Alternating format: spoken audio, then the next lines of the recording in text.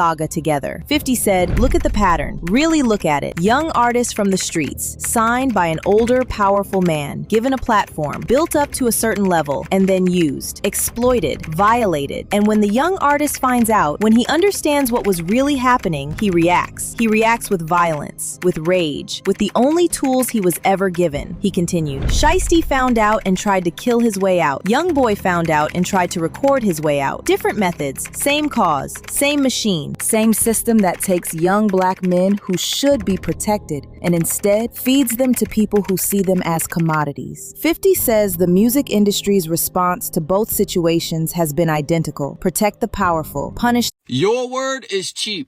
Your word is slow. Slow down. Yeah.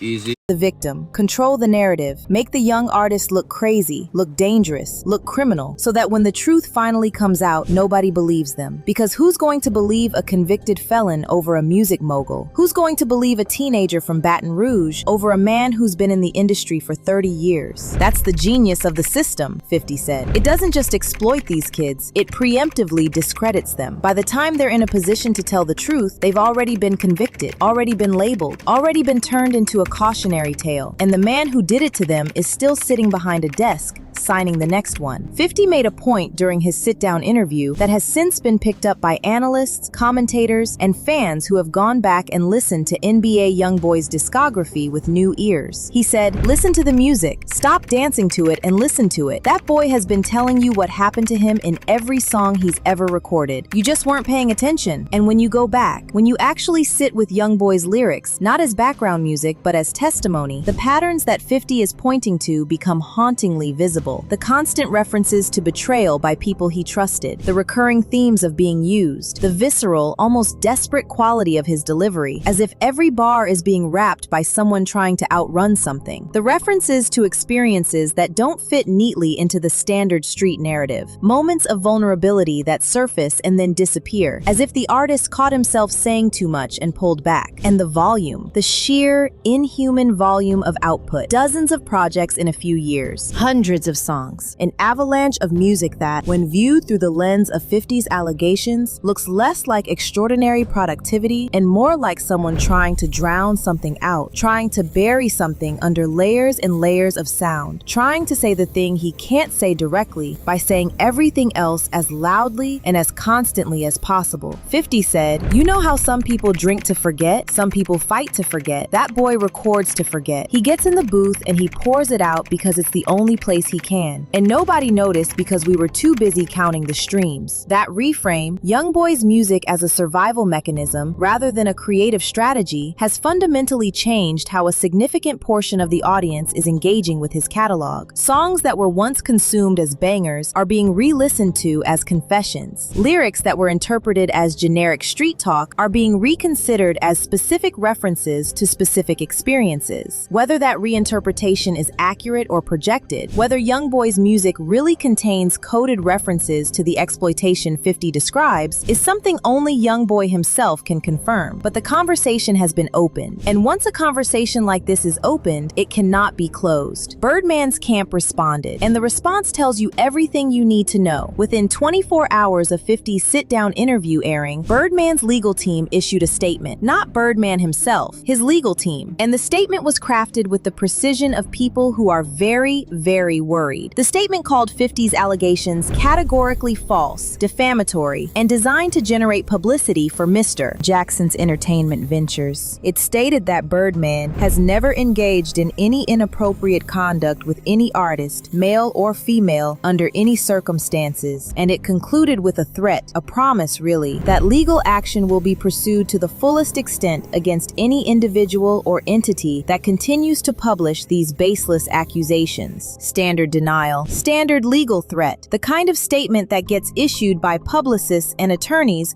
when their client is in crisis mode and the priority is stopping the bleeding as quickly as possible. But what was missing from the statement is more revealing than what was in it. There was no personal denial from Birdman, no video, no Instagram post, no look me in the eye and hear me say this isn't true moment. Just lawyers and press releases. For a man who has built a career on being larger than life, who has a persona built on bravado and visibility, the decision to hide behind attorneys speaks volumes. There was no mention of NBA YoungBoy. The statement denied inappropriate conduct with any artist in general terms, but it didn't specifically address the YoungBoy allegations. It didn't say, my relationship with NBA YoungBoy was purely professional. It didn't say, I mentored that young man and never crossed a line. The omission of YoungBoy's name in a statement responding to allegations specifically about YoungBoy is the kind of thing that keeps lawyers up at night, and there was no threat against 50 Cent by name. The statement threatened any individual or entity, but it didn't say, we will sue Curtis Jackson, and 50 noticed. Because within an hour of the statement being released, 50 posted a screenshot of it on Instagram with a caption that said simply, sue me then. That post has not been deleted, and as of right now, no lawsuit has been filed. 50's allegations didn't exist in a vacuum, and the person whose history lends the most weight to what 50 is saying is someone who hasn't spoken about any of this publicly. Lil Wayne. Wayne was signed to Cash Money as a child, literally a child. He was 11 years old when he began his association with Birdman. 11. He grew up under Birdman's wing. He called Birdman his father. He got matching tattoos with Birdman. Their relationship was presented to the world as one of the closest bonds in hip-hop history. A surrogate father-son dynamic that seemed genuine, seemed healthy, seemed like one of the industry's rare positive stories. I ain't never took from no nigga.